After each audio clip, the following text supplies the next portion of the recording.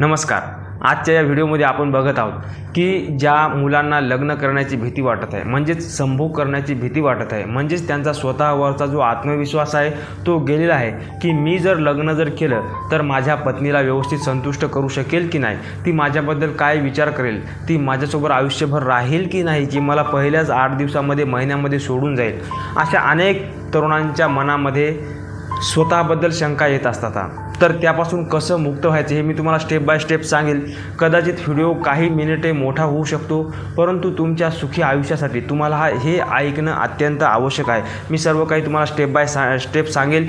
तुमच्याकडे पेन वही असेल तर लिहून घ्या, म्हणजे तुम्हाला खूप फायदा होईल. आणि मी सांगितले ह्या गोष्टी जर तुम्ही तंतोतंत फॉलो केल्या तर तुम्हाला नक्कीच फायदा होईल, याची मला खात्री आहे. अनेक तरुणांना मी मार्गदर्शन केल्यामुळे त्यांना फायदा झालेला आहे.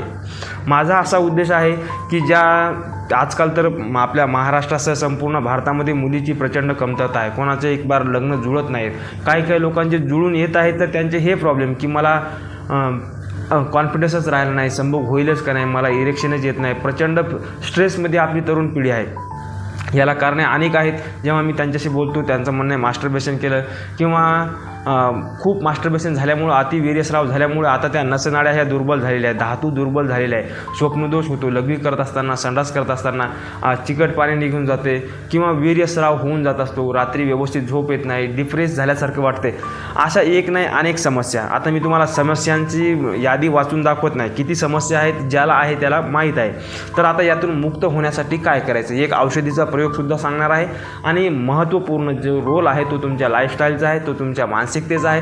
तुम्ही जर फॉलो केलं तर नक्कीच मी तुम्हाला लिहून देतो की तुम्हाला रिझल्टच येणार आहे.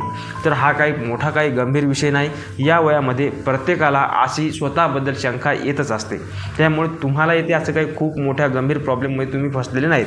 असे क्वचित तरुण असतात ज्यांनी स्वतःचं चारित्र्य सांभाळलेलं असते, ज्यांनी वीर्यस्राव केलेला नसतो भरपूर, किंवा त्यांनी कुठे संभोगही केलेला नाही आणि जास्त मास्टरबेशनही केलेलं नाही. फक्त त्यांनी अभ्यास आहे की अभ्यास, व्यायाम, चांगली लाईफस्टाईल, चांगल्या मित्रांच्या संगतीमध्ये असं आयुष्य घातलेले जे मित्र आहेत आणि ज्यांचं योग्य वयामध्ये लग्न होते आहे. उदाहरणार्थ लग्नाचं वय काय आहे 20 ते 25, 27, 28च्या आत लग्न व्हायला पाहिजे, जास्त टाईमपास करू नये.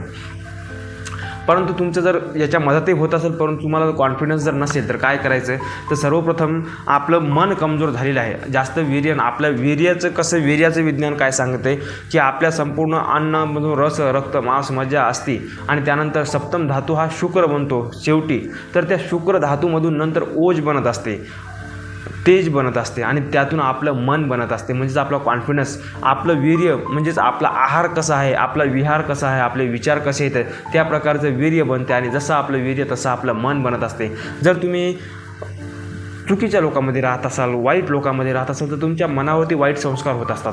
जर तुम्ही चांगल्या लोकांमध्ये राहत असाल, चांगली लाईफस्टाईल फॉलो करत असाल, चांगले पुस्तकं वाचत असाल आणि चांगल्याच गोष्टी, पॉझिटिव्ह गोष्टी, बलवान गोष्टी, हितकर गोष्टीच्या जर संपर्कात असाल तर तुमचं मनसुद्धा तुमच्यासाठी हितकर असंच करत असते. तर आता हे खूप डीप विज्ञान आहे, ते काही लोकांना कळेल, काही लोकांना कळणार नाही. परत जर तुमची जर इच्छा असेल तर या गोष्टीवरती परत कधीतरी बोलूयात. आता आपल्या लग्नाचा कॉन्फिडन्स गेलेला आहे, त्यावरती काय सोल्युशन करायला पाहिजे.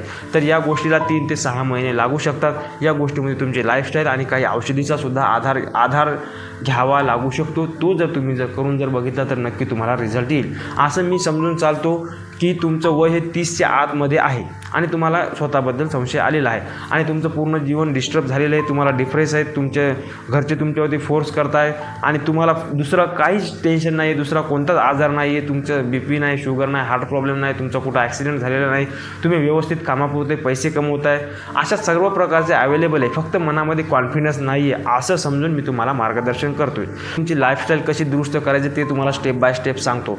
तुमची लाईफस्टाईल ही एखाद्या यशस्वी कॉन्फिडंट व्यक्तीसारखी जर असेल तर तुमचं आयुष्य नक्कीच एक यशस्वी आणि कॉन्फिडंट व्यक्तीसारखंच जाईल.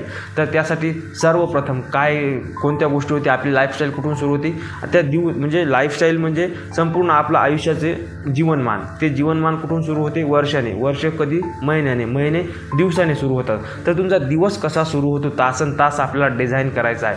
तर तुमचा पहिल्या दिवसाची सुरुवात कधी होते, किती वाजता होते, यावरून तुम्ही यशस्वी ठरत असता. जर तुमची सूर्योदयाच्या अगोदर जर तुम्ही उठत असाल, म्हणजे तुम्ही जर का 5 वाजता उठत असाल तर तुम्ही एक चांगल्या प्रकारची यशस्वी व्यक्ती आहात. पण त्याहीपेक्षा जर अगोदर तुम्ही 3:30-4ला जर उठत असाल तर तुम्ही एक सुपर यशस्वी व्यक्ती होण्याच्या मार्गावरती आहात। आणि जर तुम्हाला फास्ट रिकव्हरी हवी जर असेल तर 4च्या नंतर मुळीच झोपू नये। त्यासाठी रात्री वेळेवरती झोपावं, जास्त मोबाईल बघू नये, जास्त टी व्ही बघू नये, म्हणजे रिकाम्या गोष्टी मुळीच बघू नयेत। थोड्या दिवसापर्यंत तुमचे दोस्त मित्र वगैरे सर्वजण बाजूला ठेवा, गर्लफ्रेंड बॉयफ्रेंड वगैरे काय ज्या तुमच्या काही तुम्हाला अनसक्सेसफुल करणाऱ्या ज्याही काही डिस्ट्रॅक्शन असतील, मी तुम्हाला प्रत्येक गोष्टी नाव घेत नाही, जसे की दारू, तंबाखू, बिडी, सिगारेट, व्यसन, अश्लील वाचणं, रील्स बघणं, मोबाईल बघणं, टी व्ही बघणं, दोस्त मित्रांसोबत रात्रभर गप्पा मारत बसणं, टोटली बंद। रात्री 9-9:30 वाजता तुम्ही अंथरुणावर गेले पाहिजेत। त्याच्या अगोदर अर्धा तास 1 तास अगोदर तुमचा मोबाईल स्विच ऑफ बंद असला पाहिजे, नो डिस्टर्ब मोडवरती असला पाहिजेत। त्याच्यानंतर व्यवस्थित जेवण करून म्हणजे झोपायच्या 1 तास अगोदर जेवण करून नंतर बेडवरती जायचं, रिलॅक्स, स्वतःला पॉझिटिव्ह सांगत की यस मी पूर्णपणे निरोगी आहे, एक कॉन्फिडंट आहे, माझ्यामध्ये कॉन्फिडंट आलेला आहे, मी एक यशस्वी पूर्ण पुरुष आहे, स्वतःला सांगायचं आहे, स्वतःच्या मनाला सांगायचं आहे, त्याला पॉझिटिव्ह अफर्मेशन्स म्हणतात। आणि त्याच्यानंतर रिलॅक्सप्रमाणे शांततेने की मला कसल्याही प्रकारचा प्रॉब्लेम नाही असं समजून रात्री निवांत झोपायचं आहे। 6 ते 7 तासाची झोप आउट ऑफ 6 तास तुम्हाला पुरेपूर होतात। जर तुम्ही मास्टरबेशन सोडलेलं असेल, तुम्ही कसल्याही प्रकारचे वाईट व्यसन करत नसाल, रिकामं टेन्शन घेत नसाल तर 6 घंट्याची झोप पुरे होते। मी भरपूर दिवसापासून 6 तासाची झोप घेतोय, मला एकदम फ्रेश वाटते आहे, कसल्याही प्रकारचा प्रॉब्लेम नाही। त्याचप्रमाणे जर तुम्हाला नाईटफॉल वगैरे होत असेल तर त्याचासुद्धा फायदा होतो, कारण की नाईटफॉल शक्यतोवर हे 3:30, 4, 5च्या दरम्यान होत असतात। कारण की आपण रात्री ज्या प्रकारचा आहार घेतलेला आहे त्या आहारापासून घाण पोटामध्ये आपल्या तयार होत असते, नंतर त्या घाणीमध्ये जी उष्णता तयार होत असते ती उष्णता जी घाण ती मेंदूपर्यंत जाते, मेंदूला वेगवेगळ्या प्रकारचे अश्लील स्वप्न पडतात, कारण की तुम्ही तरुण आहात, अश्लील एखादी मुलगी तुमच्या स्वप्नामध्ये येते आणि तुम्हाला नाईटफॉल होत असतो। त्याच्यामुळे जर तुम्ही ती घाण उष्णता मेंदूला पोहोचवायच्या आत 3:30-4 वाजता जर उठले, पाणी वगैरे भरपूर पाण्याचं, त्याच्यानंतर सूर्यनमस्कार करायचे आणि व्यवस्थित पोट साफ झाल्यानंतर मग त्याच्यानंतर तुमचा जो आवश्यक असलेला व्यायामामध्ये धावपळ करायची नाही, रनिंग करायची नाही, श्वास वाढेल असे कोणत्याही प्रकारचे व्यायाम करायचे नाही। त्यासाठी सर्वप्रथम आपले भगवान सूर्यदेवाचा आशीर्वाद असलेले सूर्यनमस्कार घालायचे आहेत। सूर्यनमस्कार किती घालायचे? मी तर म्हणेल पहिल्या दिवशी कमीत कमी तुम्ही 13 सूर्यनमस्कार घातले पाहिजेत आणि त्यानंतर दररोज एक सूर्यनमस्कार वाढवत न्यायचा।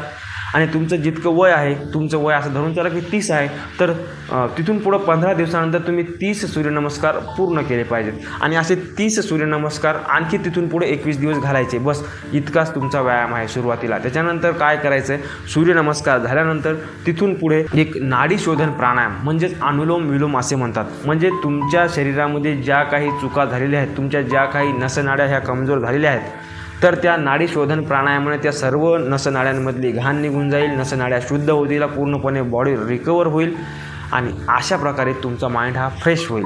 पॉझिटिव्ह राहायचं आहे, कसल्या प्रकारचे निगेटिव्ह विचार करायचे नाही की मला काहीतरी प्रॉब्लेम आहे, मी खूप मोठ्या अडचणीमध्ये आहे, मी खूप मोठा गुन्हेगार आहे, हे पूर्णपणे सोडून द्यायचं आहे। आता स्वतःला सांगत राहायचं की मी नीट होत आहे, ठीक झालेलं आहे, मी एक यशस्वी पूर्ण पुरुष आहे, मी मजबूत आहे, मी मजबूत आहे, अशा प्रकारचं स्वतःला सांगत राहायचं आणि तुम्ही मजबूत होणार। ह्या अशा प्रकारे पहिल्या दिवशीपासून नाडी शोधन प्राणायाम 10 मिनिटे करायचा, नंतर एक मिनटं वाढवत नेत तिथून पुढं 30 म्हणजे एका महिन्यामध्ये जसं सूर्यनमस्कार 30 झाले तसंच नाडी शोधन प्राणायाम हा 30 करायचा। तुमचं वय कितीही असो, नाडी शोधन प्राणायाम हा 20 मिनिटाच्या वर म्हणजेच अर्ध्या तासापर्यंत करायलाच पाहिजेत। किती जरी घाई असली तर आपल्या जीवन मरणाचा प्रश्न आहे, आपल्या आयुष्याचा प्रश्न आहे, नाडी शोधन प्राणायाम करायचा। त्याच्यानंतर एक औषधी प्रयोग सांगत आहे, दररोज रात्रीला झोपण्याच्या अगोदर काय करायचं, आवळा चूर्ण घ्यायचं। जितकं आवळा चूर्ण घेतलं, 100 ग्रॅम आवळा चूर्ण, त्याच्यामध्ये 100 ग्रॅम खडी साखर म्हणजेच औषधी मिश्री साखर, धागेवाली मिश्री असेल तर खूप उत्तम आहे, त्या दोन्हीचं चूर्ण करून एकत्र भरून ठेवायचे ते 200 ग्रॅम चूर्ण। आणि दररोज रात्रीला झोपण्याआधी 1 तास 5 ते 10 ग्रॅम चूर्ण खायचं किंवा त्या पाण्यामध्ये टाकायचं, ते पियायचं आणि त्याच्यानंतर 1 ते 1.5 ग्लास साधं थंड माठातलं किंवा हांड्यातलं पाणी पियायचं। हा प्रयोग तुम्हाला नक्कीच 3 ते 6 महिन्यामध्ये रिझल्ट देईल आणि तुम्ही एकदम कॉन्फिडंट व्हाल, तुमच्यामध्ये शक्ती येईल, एनर्जी येईल आणि तुम्ही तुमच्या लग्नाला, तुमच्या आयुष्यातल्या मोठ्यात मोठ्या कोणत्याही संकटाला सामोरं जाल। आपल्या आयुष्यामध्ये सुख, शांती, आरोग्य, समाधान यावं यासाठी मी आपल्यासाठी प्रार्थना करतो व आपलं आयुष्य मंगलमय शुभ व्हावं यासाठी आपल्याला शुभेच्छा देतो। धन्यवाद।